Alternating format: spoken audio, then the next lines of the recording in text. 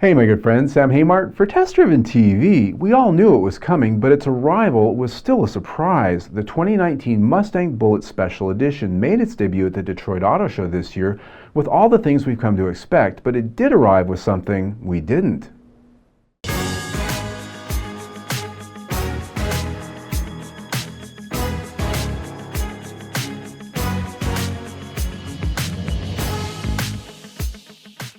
Well, it would have made more sense as a 2018 Mustang. The 2019 Bullitt Mustang arrives appropriately on the 50th anniversary of the movie that inspired the very car itself, one of the best car chase films of all time, Bullitt. Of course, it wasn't really a car chase movie, but a crime thriller. It was just remembered that way by all of us car guys. As the car sits, the 2019 Mustang Bullitt is now the third generation of the Special Edition family, having first appeared in 2001 and again in 2008 as a Special Edition Mustang. And here again we're treated to a Highland green paint job and a host of visual tweaks inside and out that make it a virtual twin to the 1968 Mustang Fastback Steve McQueen drove through the streets of San Francisco back in the day. So what's it got? First and foremost, a 5-liter V8 only and a manual transmission only. It's got more power too, 475 horsepower and 420 pound-feet of torque. This comes by way of a cold air filter system, an intake manifold from the Shelby GT350, twin 87mm throttle bodies, and a stiff tune to boot. And the sound, that's handled.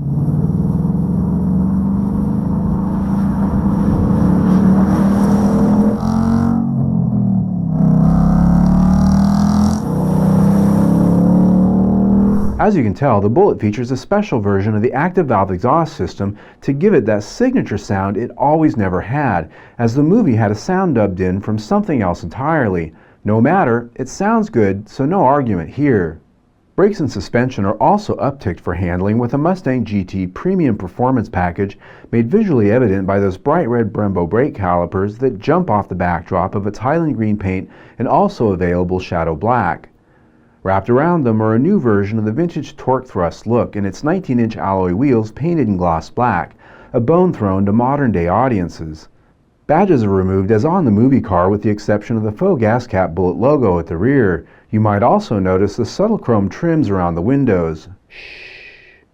The interior gets its movie star swagger too, with a standard heated leather steering wheel with Bullitt center logo, a cue ball shift knob for its 6-speed manual, and a unique metallic finish across the dash applique.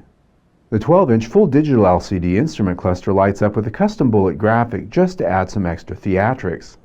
And when you sit behind the wheel, you'll be held by leather seats with green embroidery that matches the green accent stitching that flows across the dash, the door panels, and the console. While most all Bullitts will look and sound the same, you do have some choices, including an electronics package, the MagneRide suspension, and these Recaro leather seats. While pricing hasn't been announced, expect to pay extra on top of the comparable Mustang GT Premium with Performance package when they arrive in dealers later this year. Oh, and that extra surprise! One of the two original 1968 Mustang Fastbacks used in the movie itself appeared from the lost as part of the reveal of the 2019 Bullitt Special Edition. Yes, long thought and rumored to be lost, the car exists and is near 100% original to its movie roll days, right down to the racks welded underneath to hold the camera gear. The owner, now the son of the original buyer, came out of the woodwork a few years ago and contacted Ford. They've been talking for some time, and the rest is history. The two are now together again, both in their new and shiny and in the old and rusty. Alright my friends, I gotta tell you, I'm pretty excited by this. Bullitt has always been one of my favorite all-time movies that, well, wasn't that good of a movie. I mean, it was about the car chase. The rest of the movie was crap.